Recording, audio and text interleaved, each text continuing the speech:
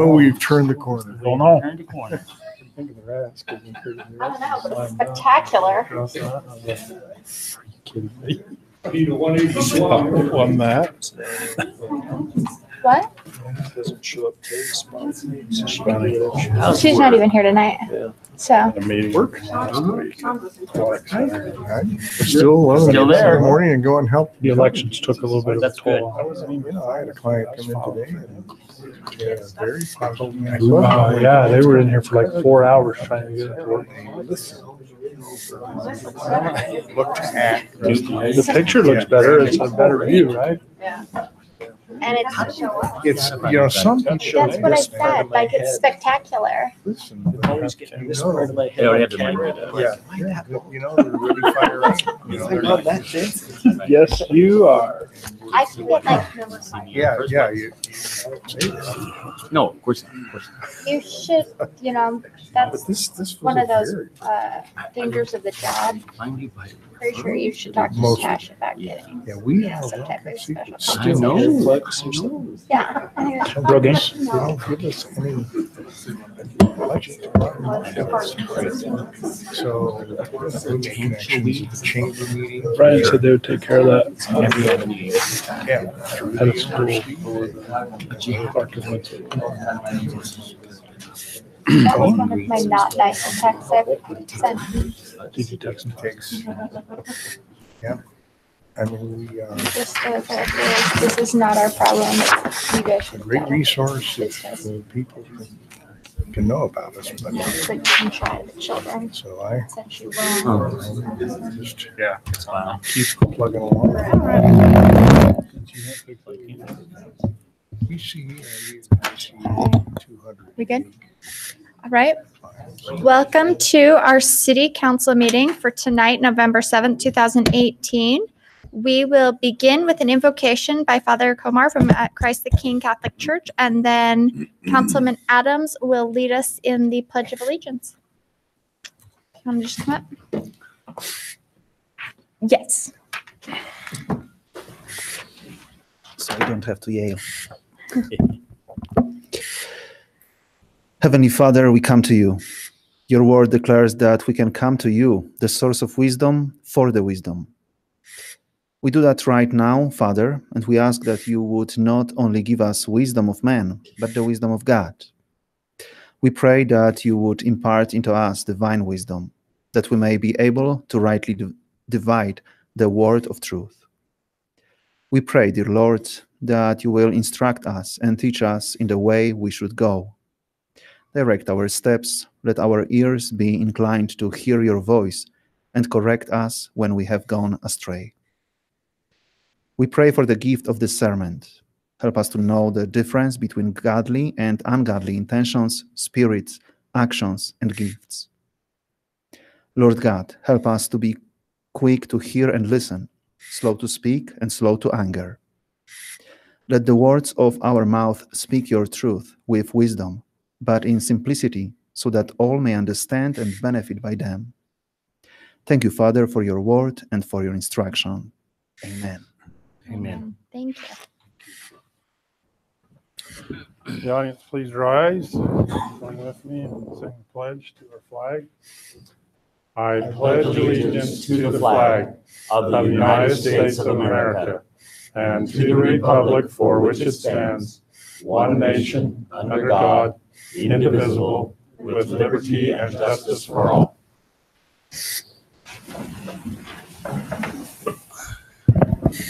All right. Thank you. We will now move on to our agenda order approval. Are there any items the council would like changed from the published agenda? Not, can I get a motion to approve? Move to approve the agenda order. Second. All in favor? Aye.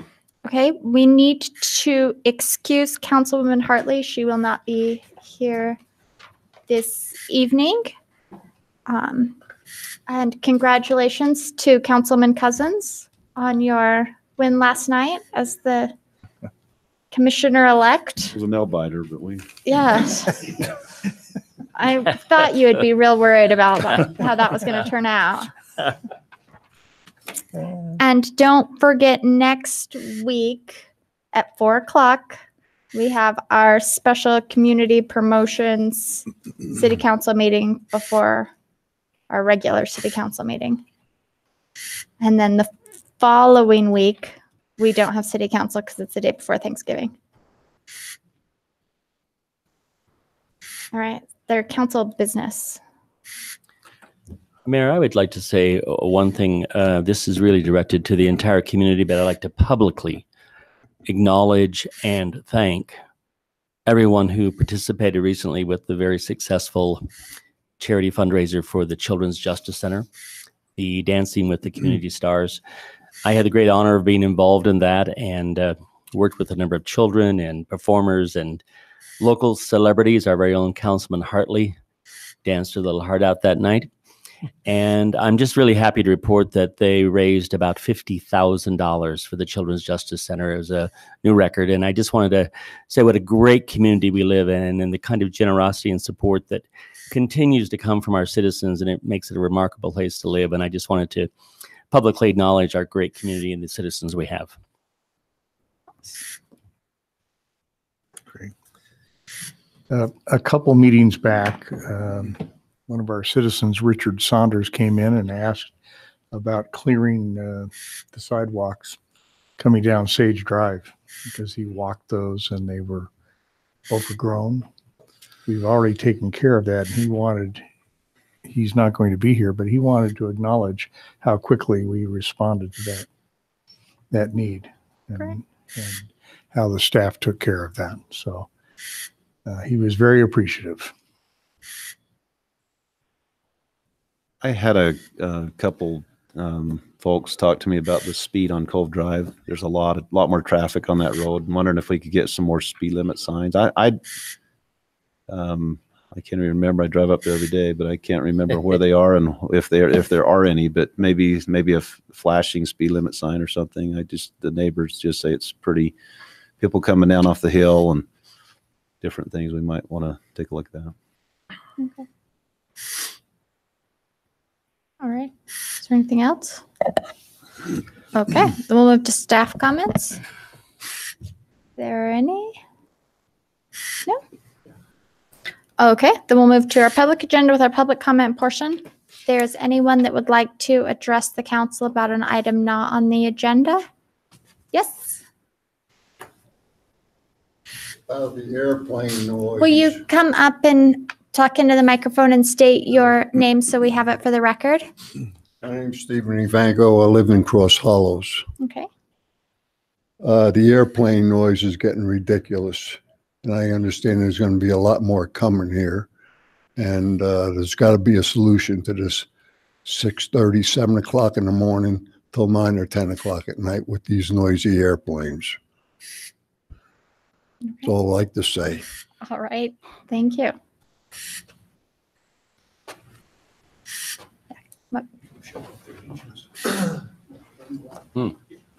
Hi, my name's Brian Nichols here tonight on behalf of Fiddler's Canyon Development. And I'll be brief because we're not a scheduled time tonight, but we've been working with the city staff, primarily with Kit. And I apologize, he's not here tonight. We found out he wouldn't be here, so I don't know how much Jonathan is involved in this, but the area of land east of Fiddler's Elementary, I think it's currently called Fiddler's Cove is the proposed name.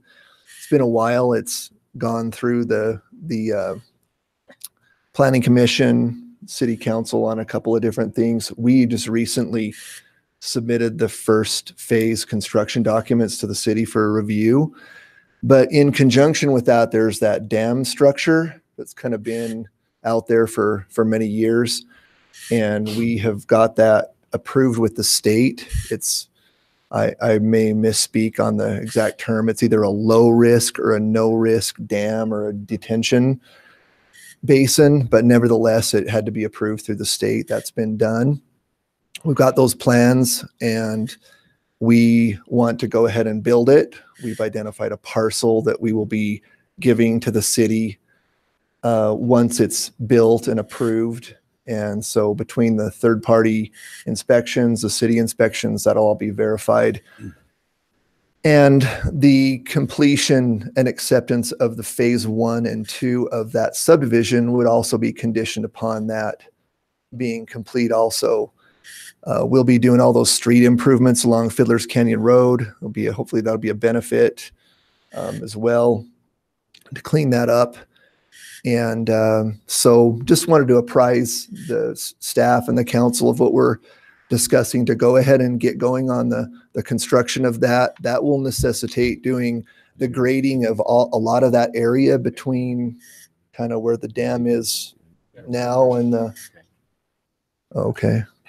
roughly, and somewhere around this area will be graded at the same time to facilitate the construction of this dam. And so wanted to apprise everybody of that, if there's any questions or concerns, because those, the construction documents will be reviewed and approved, a little bit subsequent to this, but it's all forthcoming and it's all about done. So with that, are there any questions or comments on that? Do you guys have to do anything at the dam to bring it up to snuff, or?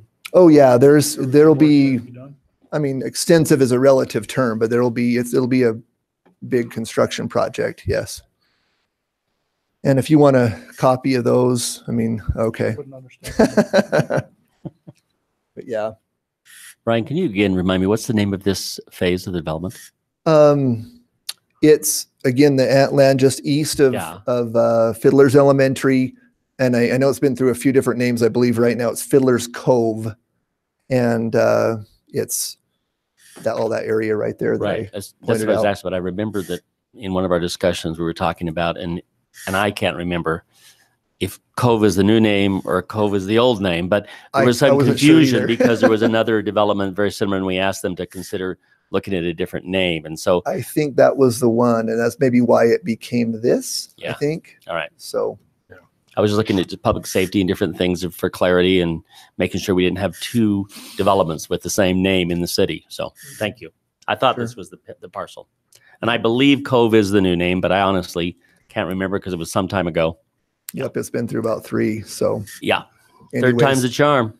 But we're going to be working with Kit again. Our engineer reached out to Kit today, found out he was going to be gone, but again, that is our disposition to build that. Once it's completed, accepted, we have a parcel identified with Kit, with the city surveyor, and we just deed that. And there is a walking trail. I was just telling Jenny Hendricks that lives up in that area. It's kind of a neat thing that, that's part of that process. So that's great. it. Thanks for your time. Thank you. Thank you. All right. You didn't raise your hand. Good evening, Tom Jett. I'd just like to acknowledge the individuals involved in our downtown trunk or treat or store and treat or whatever we'd call it. It was a success. Boy, was there a lot of people. I mean, it was absolutely crazy. Yep. How busy it was. No one would share, so I had to help myself. But it was wonderful. So whatever entities were involved in that, I hope they're recognized and that's what we need for our downtown. It made it alive. It was very exciting, and there were hundreds and hundreds and hundreds of children. I think you're underestimating. I'm just I don't want to overestimate. It was shoulder to shoulder, and it was really exciting. A lot of spirit. A lot of the stores just really played a great part. So, thank you from a citizen. Thank you. Thank you. Right. See, Tim, it's not just you that I give a hard time.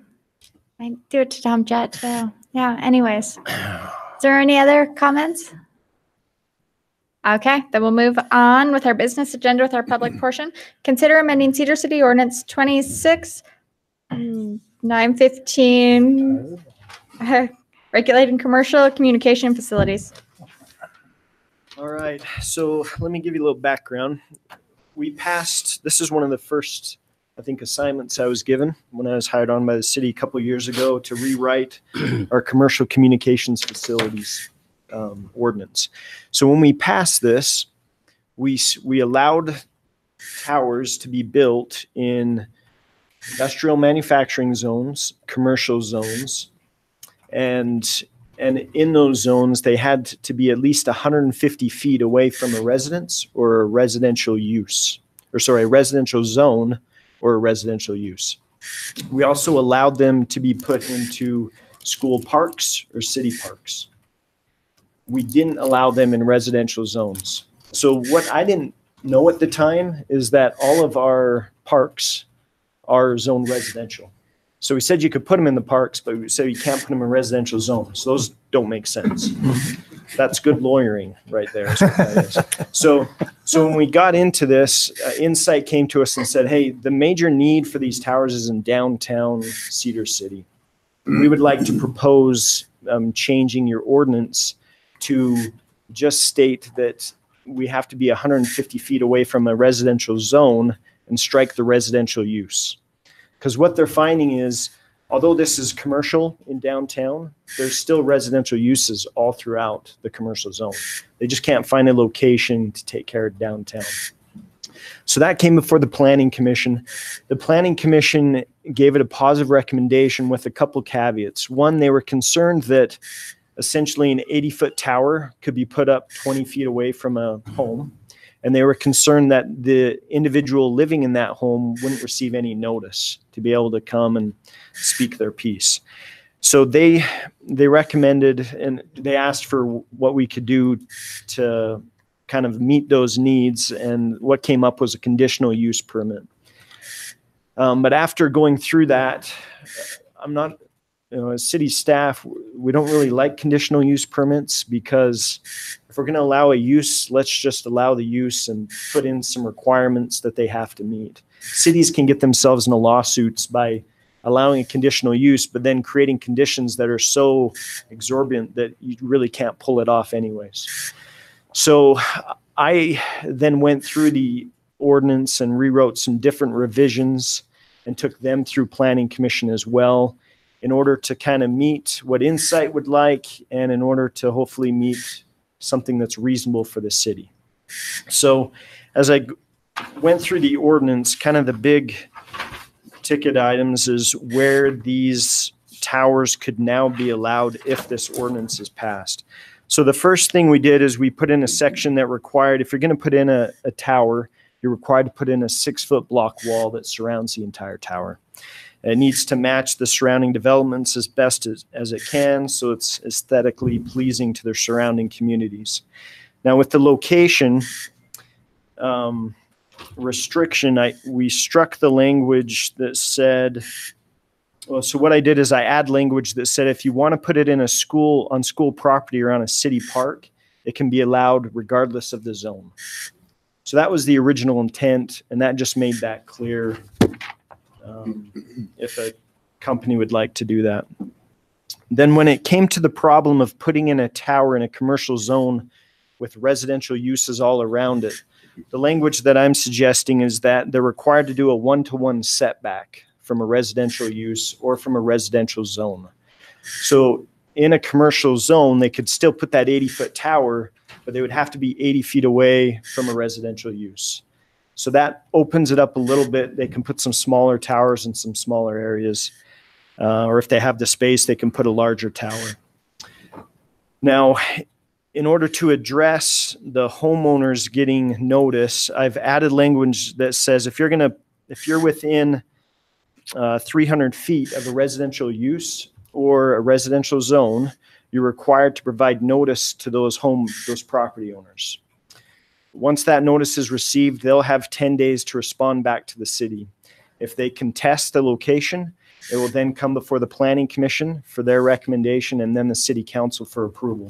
If there's no contest, then it would simply be permitted as by city staff as long as they meet all the requirements, and they would go through the process. There was a couple other minimal things that I added with Mr. Bourdroux's help. He helped me. We defined what stealth design was, even though we require that anyways. And we put in a good definition for a non-commercial antenna for those property owners that use those small antennas for hand radios and things like that. So that's really the gist of the changes, if council is inclined to improve them.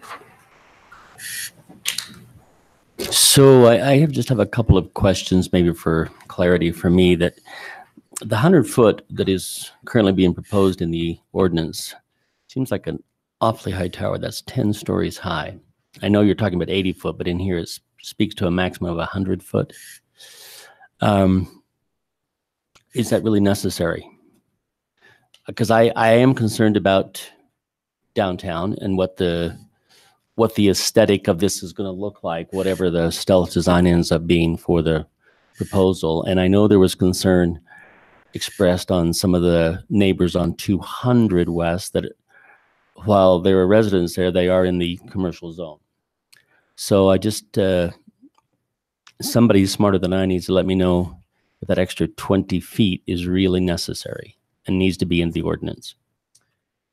So I don't know if Mark Yanni can answer that. I'll put you on the spot. I'll try to. Oh, thank you. I'm Mark Yaney with Insight Towers. The answer to that is that we try to develop all of our towers to accommodate all four carriers, AT&T, Verizon, T-Mobile, and Sprint.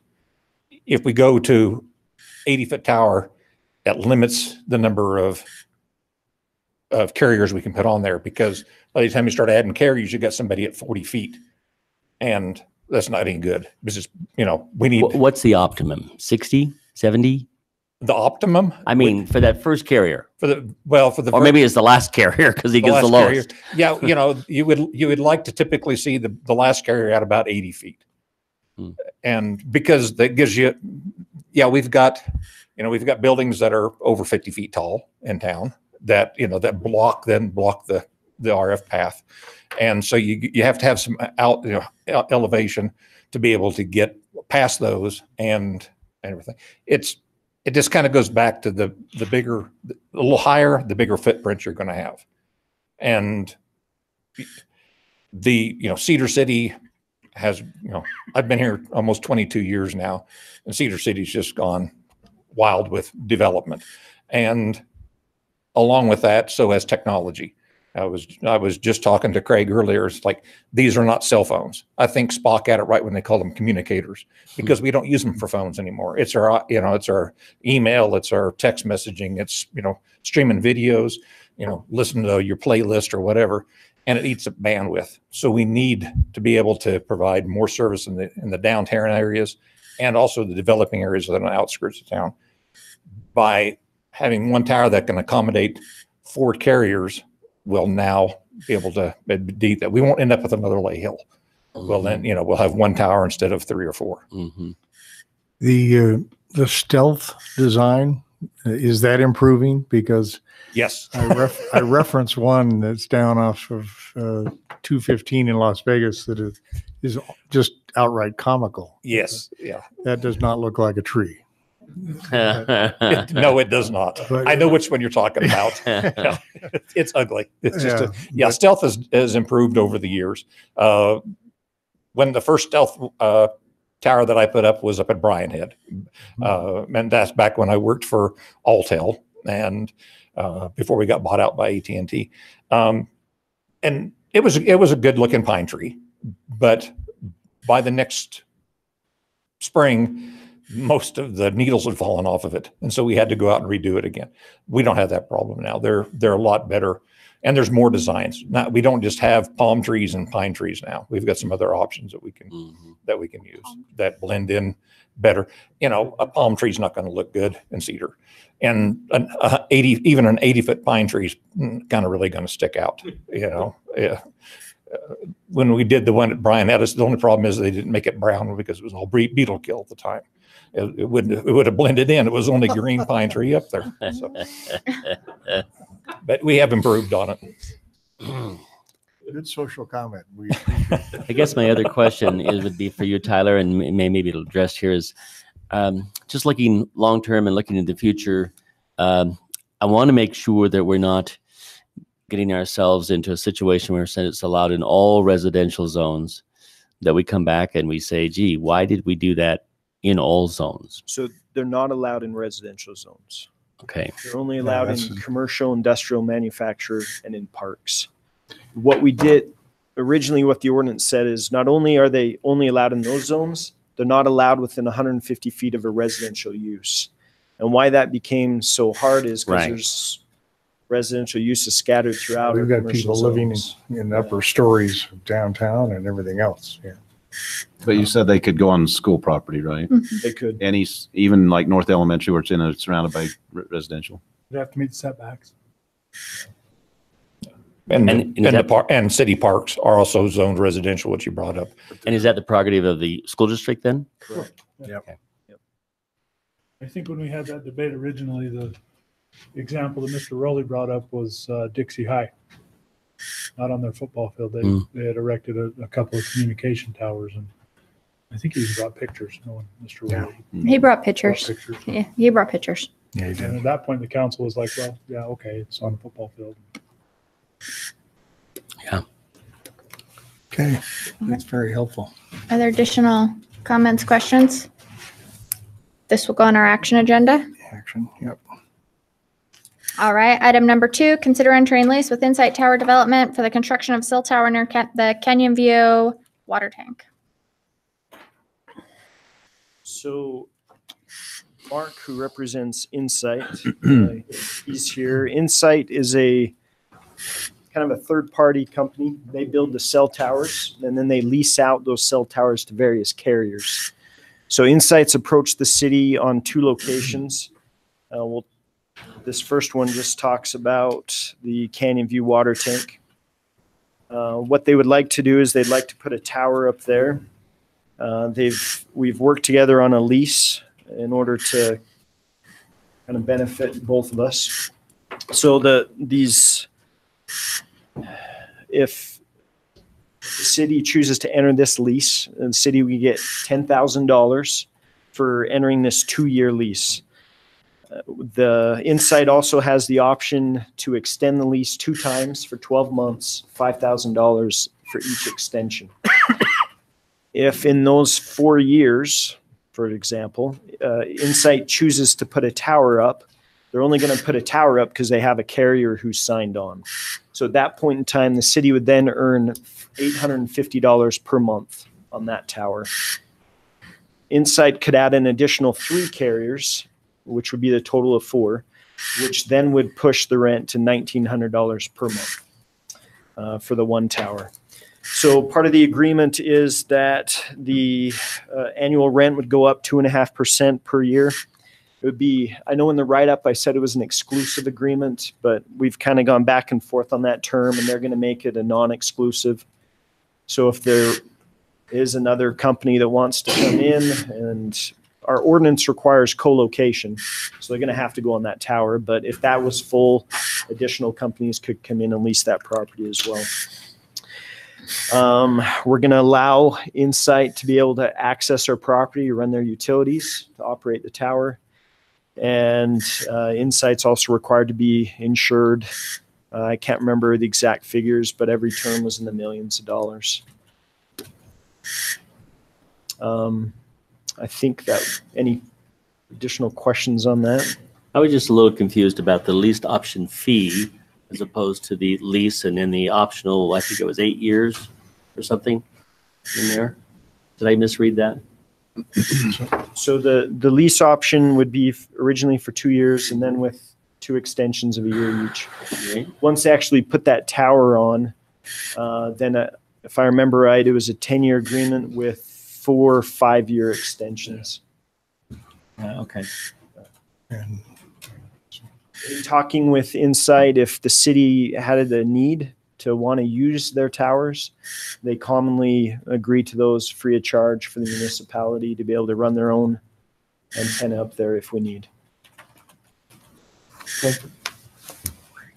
Thank you. Are there any additional comments, questions? Can this go on the consent?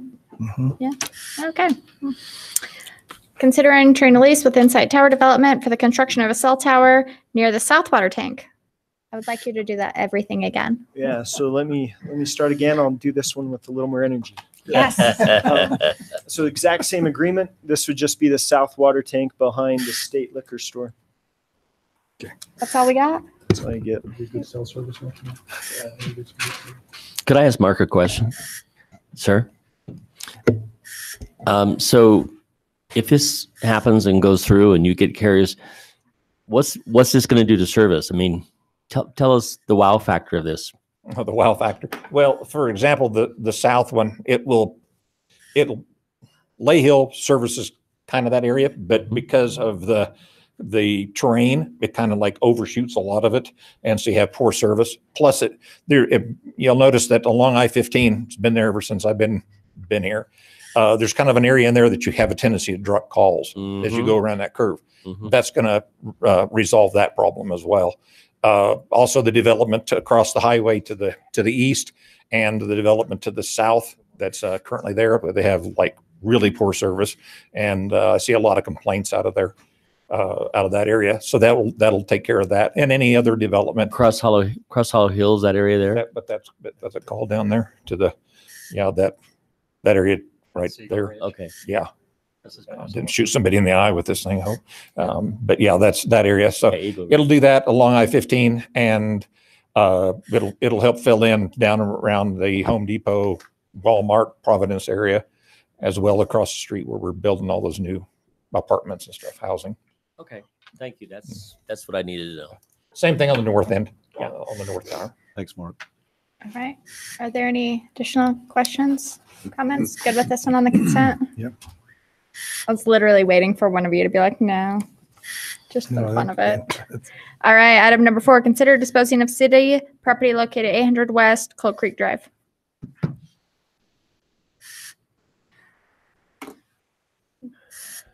So Maria Smith presented at the planning commission meeting, and I fallen the sword on this one. I didn't call her to let her know she'd be on the agenda.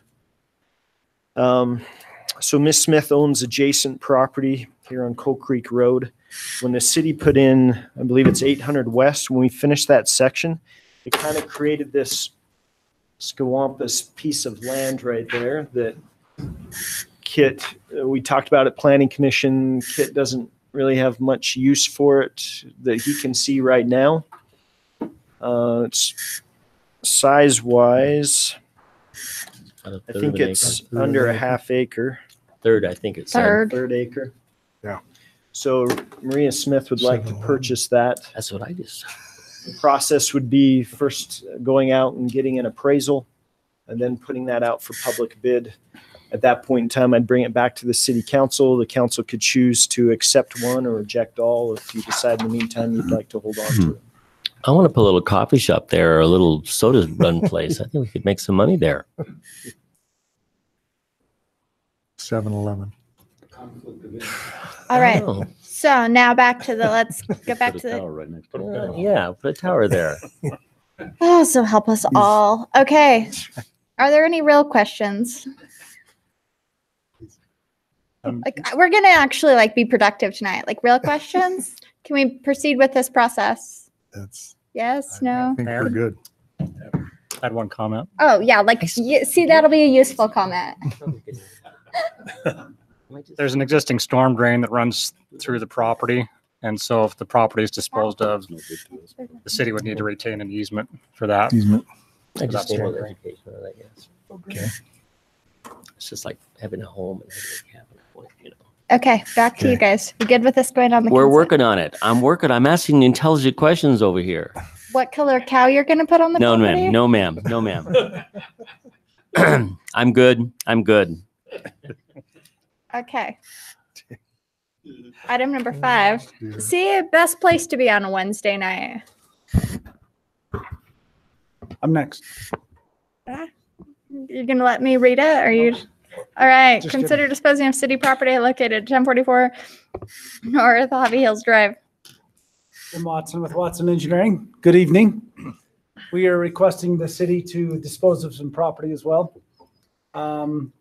East of the golf course, up by the Kennedy water tank, we are asking for a strip of land about 20 feet wide and about 436 feet long.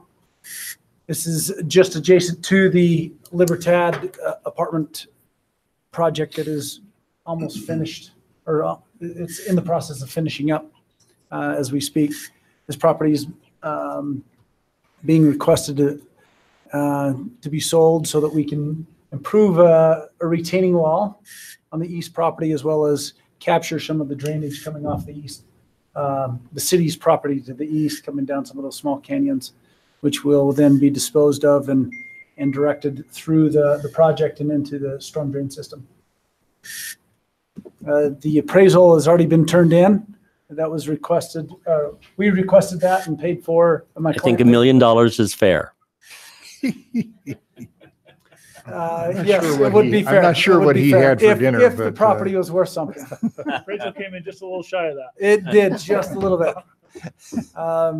Maybe the city should have taken the first offer. Anyway, but we're going through the correct steps here for this particular one. So the appraisal has been completed and turned into Tyler's office for that. So at this point, we're requesting the approval of the disposal.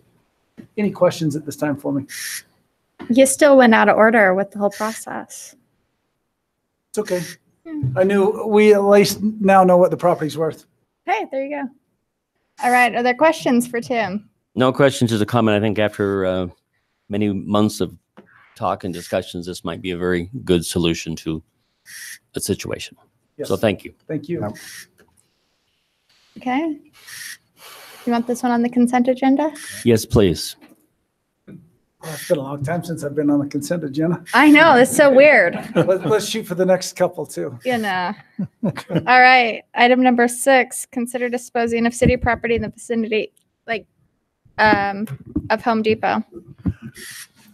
So this Wondering why you were still standing up there, besides the fact that you really like to, this is a request to dispose of about 28,000 square feet of city property, and it's on the map you're looking at, it's there's 2 triangles, but this is the triangle that's the right triangle.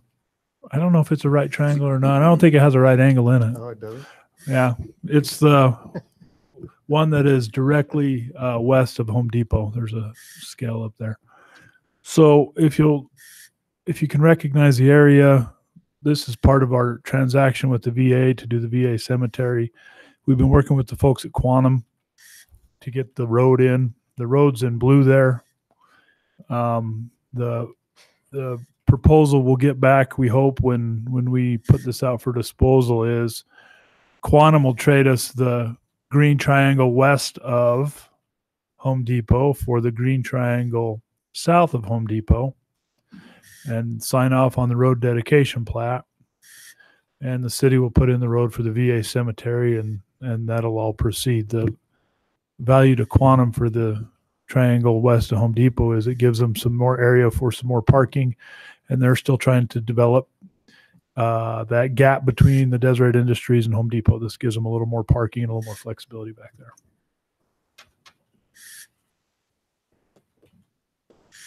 I think it sounds good. I think we move it to consent. All right. Any other questions, comments? Perfect. All right. Item number 7, public hearing to consider general land use amendment from natural open space to mixed use for property located at 1600 South Providence Center Drive. Good evening, Tim Watson with Watson Engineering. We have a piece of land that is adjacent to some property that was rezoned earlier this year. We came in and requested the general land use and the rezoning for this parcel to the west. At the time, it was annex transition, which is similar to the current zone for the parcel, the subject parcel. And we are requesting a general land use amendment as well as a rezoning to mixed use.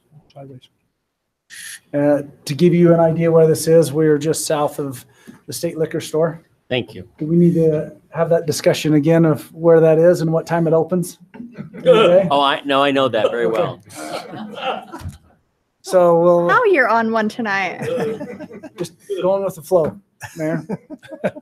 But we do have the frontage road that heads out to Eagle Ridge at South Mountain and the state liquor store to the north. What's the current land use designation? Open space, Oh, it is. Okay. Natural open space. natural open space. rabbit brush and sagebrush. Private properties, natural open space. Yeah. All right. Are there any questions for Mr. Watson? That was subtle. All right. This will go on the action agenda. Yeah. Yeah, that whole consent agenda thing. I know. You're it's, done it's with. an ordinance. Yep, you're done with it.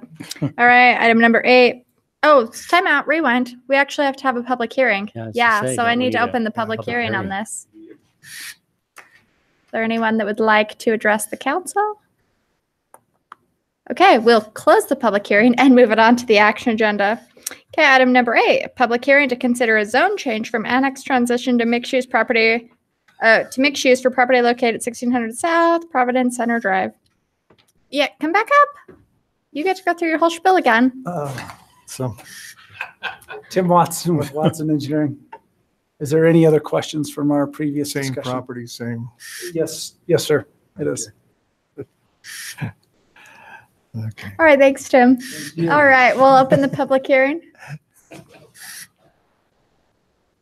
Okay, there is no one. We'll close the public hearing and move this on to our action agenda. Yep. All right, item number 9. Consider a vicinity plan for it's actually supposed to be Victoria Arbor's Townhome PUD. Victoria? Tim Watson with Watson Engineering. Yes, the name is actually Victoria Arbors, not Villa Arbors. We have this property is located at 400 West and 400 North. There's an existing home on the property that at one time used to be a commercial business. The lower portion of the business was an apartment. So just south of the property is an existing apartment complex, and then we have a trailer court to the north. Just to the west is an LDS church, parking lot, and open area. Is this on the east? I mean, the west side? Yes, sir. So we have the Cedarwood townhomes that Mr. Andrus just recently developed over here on the east side of the street. We are proposing 11 units in the townhomes. We've gone through the process with the planning and the engineering department and meet the PUD ordinance, setbacks, parking requirements, and so forth. So we're requesting approval for a vicinity plan. It's just the accountant in me, but how do we have 11 units on there? Is that? So Yeah, where's the other 2?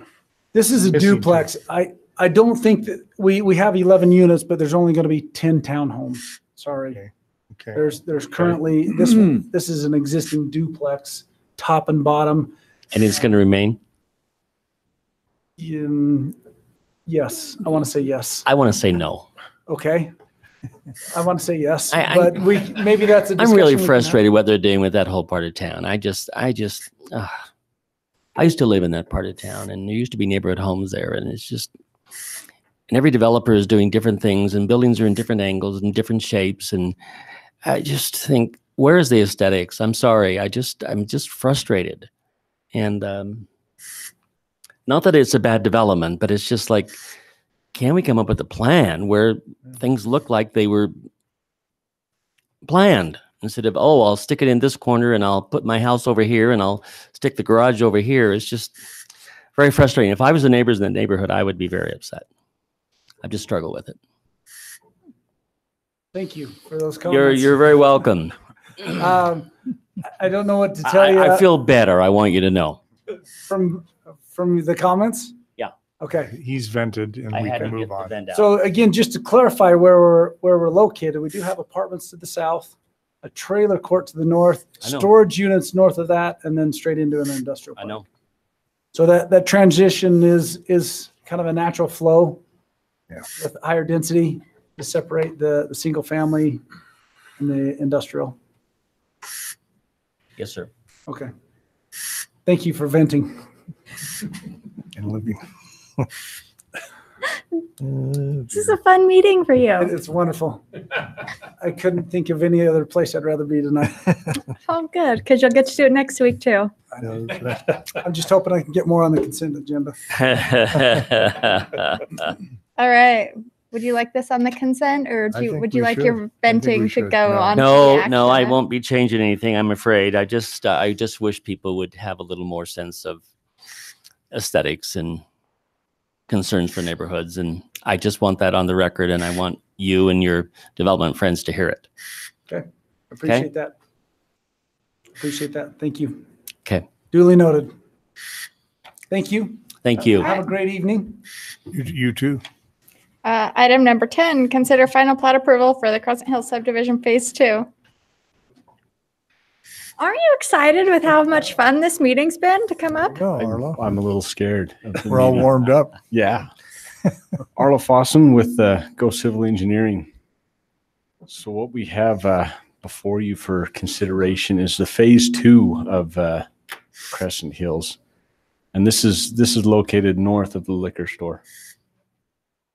I know where that a ways north, but I thought we were pulling everything location from the liquor store. Yeah, I'm glad tonight Very the good. liquor store has been Yeah. our point of interest. You get a gold star for that. So this is, like it says, a phase 2. It's going to basically continue with the exact same thing of phase 1. Across Hollow Hills is down below, and then it's smaller lots, about 7,000 square foot, identical to phase 1. Phase 1's pretty much sold out, so they needed to move on with it. Any questions? So the city's received a signed development agreement. We have the letter of credit in place, and all the fees have been paid. Is it in similar in design? Yes. It's going to be. I figured. It's I mean, it's- almost identical. Yeah. I think they're even keeping with the same contractor, so the houses, everything's going to look the same. Yeah. Thank you. All right. Any comments, questions? Good with this going on consent? Move it to consent. Thank you. Thank you. All right. We're now moving to our staff portion with item number 11, review bids for Bicentennial Park multi-use building project. And look, you're right here. Thank you. This is a project to tear down the existing building there at the Bicentennial Park. It's the building in the middle of the 3 softball fields, and we'll be replacing it with a new masonry block building. We received 6 bids. The low bidder was Church Construction, which is a local contractor here in Cedar City. We bid it out with some additive alternates. This first table includes all of the alternate bid items. The second table removes the demolition. And so we've discussed that, and we're planning on having the city crews do the demolition. Okay. And prior to that, the fire department will go in and do some training. Really, the fire department's super excited about this. It's play day. If we go play, there's a lot less to demolish. Yeah. And so the only issue is we're a little bit over budget, about $4,000. We've identified some places where we could get that money, and Jason can maybe speak to that a little bit more. So council, as you know, every time we propose a project, we estimate it in good faith. This one's a little more than our original engineering estimate. I'll be doing a budget revision probably in December or January, moving all of our prior year capital projects forward. So we'll be including the difference of $4,000-ish in what I'll propose to you at that time, probably with capital improvement funds. How long ago did we do our estimate, our engineering estimate? I mean, I just think the timing is pertinent just because of what's happening to construction costs. When did? Well, the original was, when was this? It was budgeted in last fiscal year, I believe. Okay. Okay. And we did an updated estimate, and even that estimate was low. So I'll take the blame on that, but Well, we are seeing. I'm not pointing fingers. I'm just trying to put it into context. That's Yeah. all. Oh, but we are, just with material costs and labor, we're seeing higher costs for building right now. So Can you send us the plans on that so we can take a look at it? yes. Mr. Bittman, could you or Tyler just maybe give us a real quick overview of what this project includes? I mean, I know it's a new building out there for storage and for, I guess, concessions, and I'm not So- sure. Mike's crews are going to go burn down the old one. Yeah, I knew that. And then Kenny's crews are going to go scoop it up and put it in the landfill. There it is. We already made sure that they, So that's not included in the contract. But basically, we're going to raise the old building, which has gracefully served its useful life. And now has a lot of guests in it that are unwanted and of the rodent variety. So we're going to get rid of it. We're going to put a one-story facility there. Mm-hmm. It's going to contain restrooms. It's going to have a storage room for Jen and some of her operations and some of the high school baseball, softball guys during their season. They can use the storage room as well. It's going to have a concessions area. And is there any storage in there, Kenny, for lawnmowers or anything like that? Or are we moving that out of there? We're moving that out. I think we're moving it over to the corner there where you see the other little shed.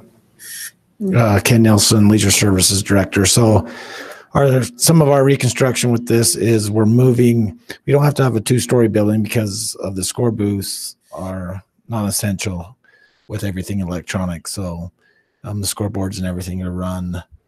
It's all Bluetooth now. Yeah, it's all electronic. So we don't have use for that. We're shrinking the grounds aspect and just kind of having the essentials there.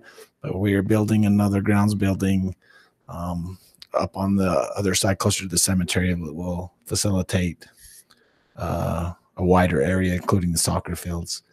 So we're actually switching our restrooms from the south side to the north side to help us with vandalism and the skate park users, and also those that are using the trail that might get on right there, and the park, the Bicentennial Park that's right there in the corner. So that makes it access for the restrooms and for events like the half marathon and those kind of things. So we're changing the concessions to the east side, which makes it nicer for them, doing a little corner with double windows on the south and the east.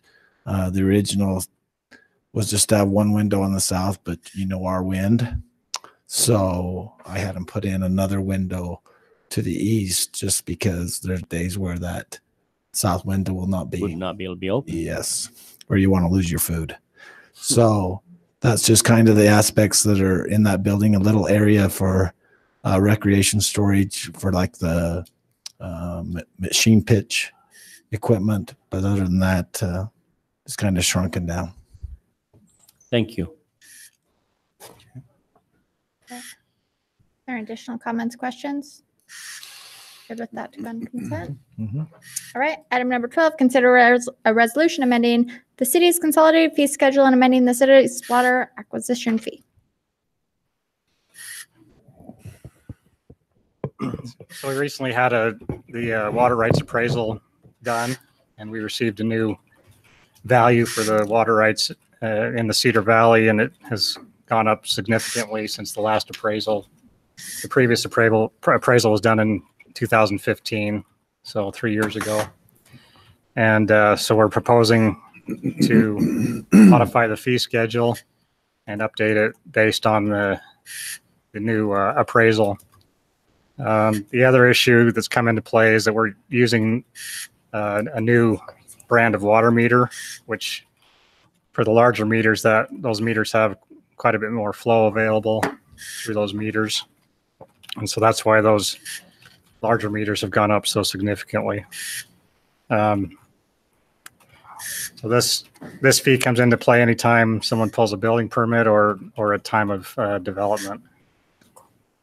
Now, if they pay the fee at time of development, then this fee is not charged when the home is built. But of course, there's a lot of places in town that where this ordinance wasn't in place, and so those those businesses and homes get charged the fee by the meter size at building permit.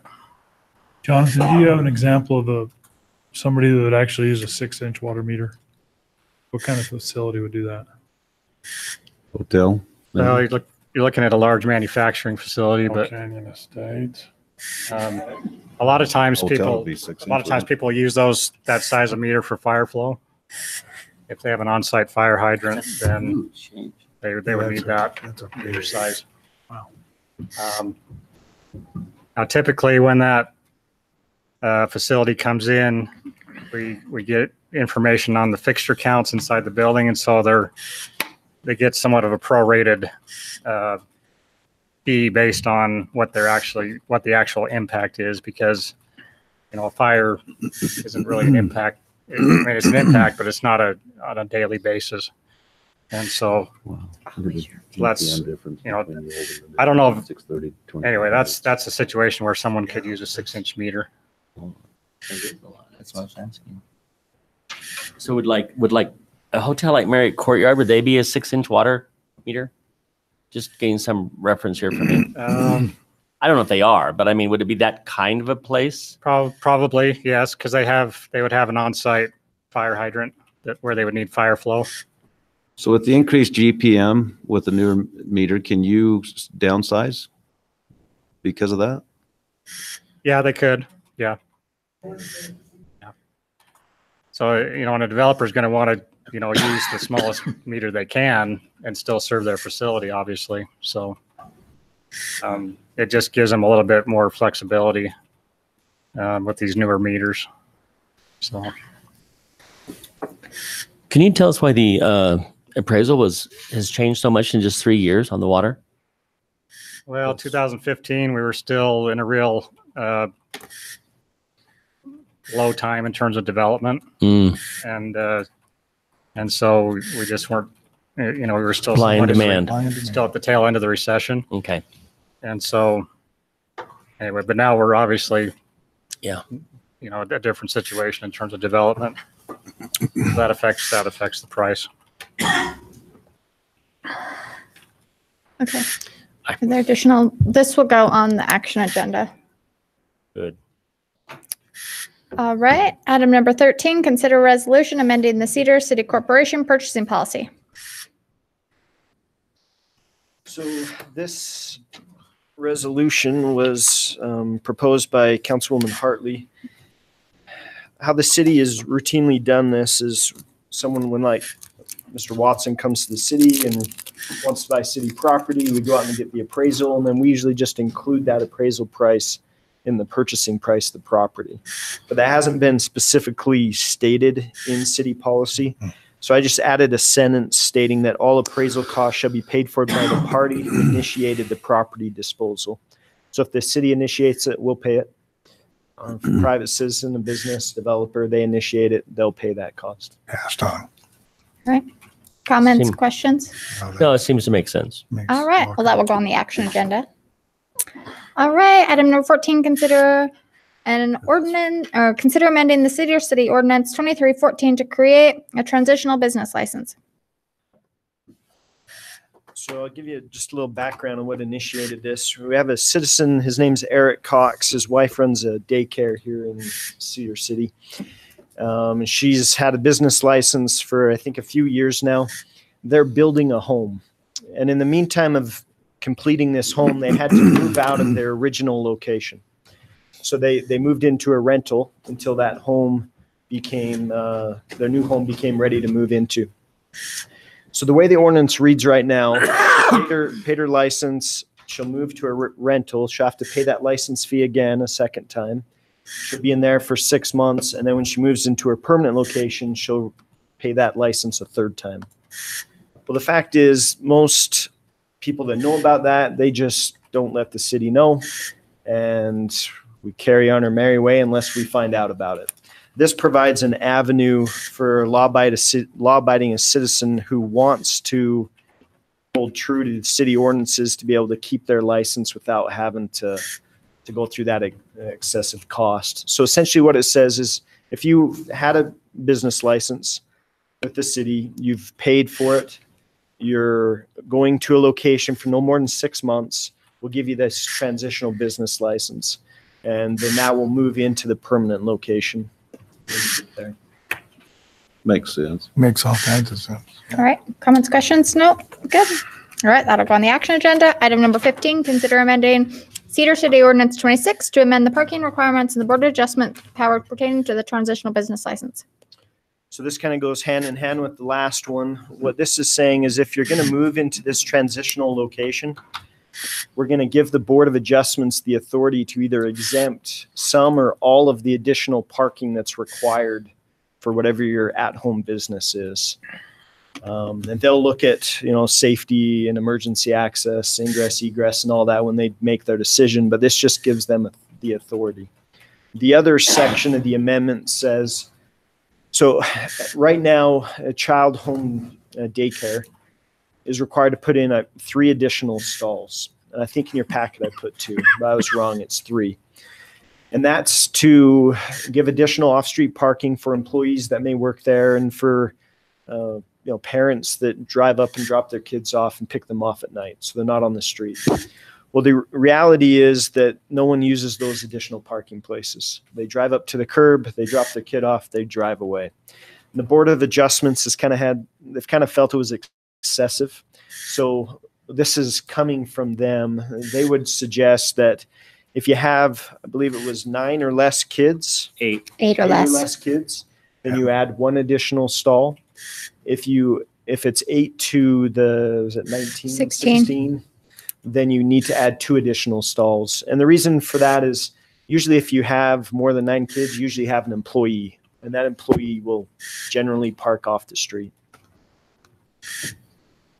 All right. Okay. Comments, questions? No. All right. This will go on the action agenda. All right. Item number 16, consider and entering a development easement agreement with Sitla so the city can run or can cross Sitla's property to access the Canyon View water tank. So when we got into this lease agreement with Sitla, with Insight, we found out that the city actually doesn't have an easement to cross Sitla property to maintain this Canyon View tank. About 50 years ago, when the tank was put in place, we can show that there was actually negotiation that was taking place between the city and Sitla, but nothing was ever signed. So based on Insight's lease, we've gotten an easement put in place. Sitla's giving us that for perpetual use as long as we maintain the tank at no cost to the city. However, we are required to maintain that road, make sure that it's well maintained. If there's any trash, we're required to make sure that's cleaned up. We're not allowed to cut down trees. We're not allowed to pave it unless they say so. Sitla also has the authority, if they want to develop their land differently, then they can provide us a different access point to that tank. But I think that's the major points of the agreement. But they must provide us access to it. Yes. Okay, that was my question. I was going to bring it up earlier, but I knew we discussed it down here because they have a development plan in the works for that area. Right there, Sitla does. But so right now they didn't give us an exact route that we have to follow. The easement just gives us the access to access the tank. However, that road happens to be sitting there right now. Correct. The way that road sits right now, that's the easement.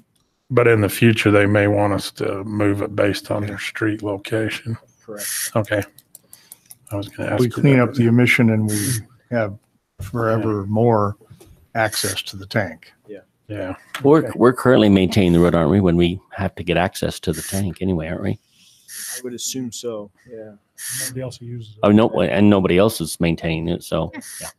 Okay. All right. We good at this going on consent? Yep. All right. Item number 17, consider a federal aid agreement with UDOT for funding for the Coal Creek Road project I-15 pedestrian bridge.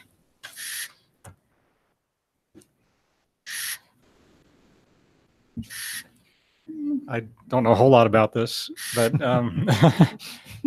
it's my understanding that this is for the engineering portion of the project. And Kit wanted me to mention that UDOT you looked at this bridge and it can't be widened. And so they're actually looking at doing a separate pedestrian structure on the south side. We met with UDOT. A couple weeks ago. Yeah, it was a couple weeks ago. And they said to us, we're not going to sandwich another travel vehicle bridge next to this bridge because they couldn't tie the two together and make them safe. So they can't widen this bridge, and it's not old enough to decommission and remove and replace. And it's not new enough to fix. It's not new enough to fix. It's not old enough to get rid of. It still has some useful years left. So their solution is there's some concrete curbs on there. They propose taking those out. We would gain maybe 3-4 inches of travel space on each lane. And then they would put a pedestrian bridge on one side or the other. Okay. But it would not substantially widen that bridge. We would widen the road leading up to the bridge and the road leading away from the bridge when we reroute that road. Someday that bridge will be old enough to remove from their system and replace. Well, that really is. Would that be the answer if we were in Washington County? Yeah. I'm sorry, but I just actually think irks me. I think we might We ask actually them really that. did ask him that. Well, didn't they commit to that kind of verbally a long time ago Yeah, when but we then they sent it started? to the wrong part of UDOT. They did commit to it verbally earlier. Now they're not. They didn't send it to the structure I people see. in UDOT. They sent it to the other people in UDOT. So I know this But is for not reals, that good. was This the is answer not we got. good. They need to go out there when those cement That trucks are needs going to over be there. replaced. Kid I mean, sent we all know pictures. that. He got pictures of the trucks passing. I'm It the was same way as Scott. I was furious when I heard that. I'm like, Incredible. great. mm-hmm. So, anyways, Even though we have this nice yeah, they don't care. animal shelter going next. I know, right you would next to it, think. You'd think they'd build a new bridge, for heaven's sake. Well, it's just a matter of safety. Yeah, they didn't care. No, I just. Oh, we Yeah, which is literally good. brought all of these up, Yeah, I'm sure you. kind of in that. Pedestrians right there. That was my van. You ever walk on the Okay, so are we good with that on the consent? So I'll just Yeah, hold on.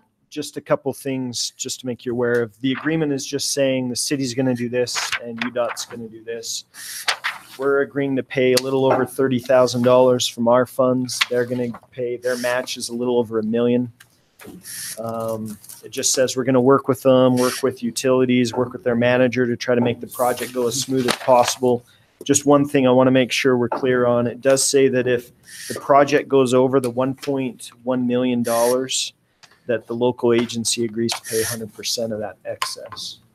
I just want to make sure you're aware of that term. That's the project as it's designed, right? I mean, if the project were to change, if the project were to change, do we have to pay the 100% of it? No, yeah, correct. That's as the project is Okay, designed. that's what I want to make sure. Yeah. And will we have a firm bid before we start from them Mhm. to know what the cost is? Yeah, they got to design everything first before they can even put it out for a bid. I think this is. We're still back in that design phase. It'd be interesting to see what the bid comes in. Yeah. Yeah. If it gets to that point and the bid comes in too high, we reject the bid. Then we don't do it. I mean, we have remedies that we can exercise.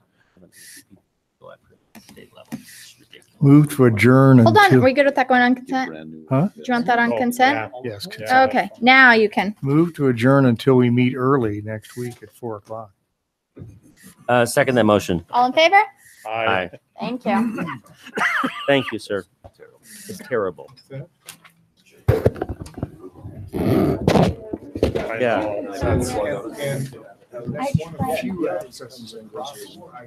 Yeah. All your fault.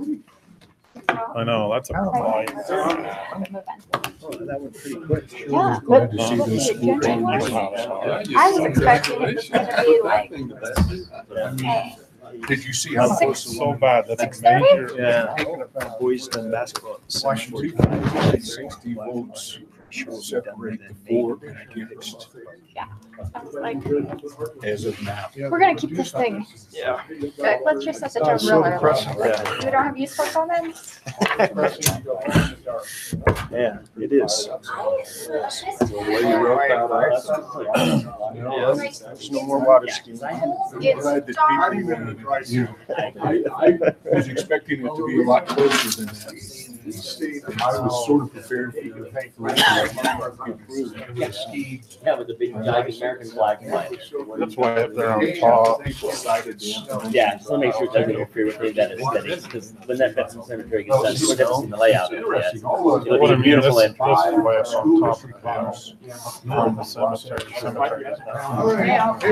Depending on what kind of 57 hours it is, they probably won't do one of the stealth towers there. No. They'll just do a regular one. So we can just say it's NSA. You gotta look at the tack base they have. An NSA camera to. What's really gonna make this interesting, all right? Now, you'll understand this. Since this bond was rejected. And those water rates. As those bonds are retired, they're gonna be forced to lower the tax rate. Yeah, that's what happens. Which means I when guess you it's just try and reality. go back to bonds again, they'll have to base it on that lower Just tax a rate. raise with the value. And we'll see more of the true costs. And the higher the, obviously, the meter, it's going to. It basically came down to there were people that read and people that didn't. We've been sued. Oh, yeah. Some people. So we did- A lot of people read that and they said, I don't. Somewhere in the middle. I mean, should we've been charging 60,000, so it goes up to 158. But when we're charging 29. Like I told Paul, I know where our Sussex water meter The is. quote that I gave Entrance to Tracy Canyon Sullivan, all right. It's very church, but it's 6 You know, inch. what I'd like you to use Done is the whole How long thing. ago? I gave the school board at the end of the 5 years ago, hearing. 6 years ago. I said, I'm So that he uncomfortable wouldn't have giving to the pay school the board cost. the authority to spend You $92 know, million. so then he's making the homeowners put a meter in. Sure. But the city ain't gonna read That it. are ill-defined. The city's only gonna They read can the 6 spend over inch the next front. 10 years and obligate us for He didn't 21 loop the years. line. You know, that's the bottom line. everybody on the. That's okay. Just want to let you know. Thank you, sir. Thanks, all Tom. right.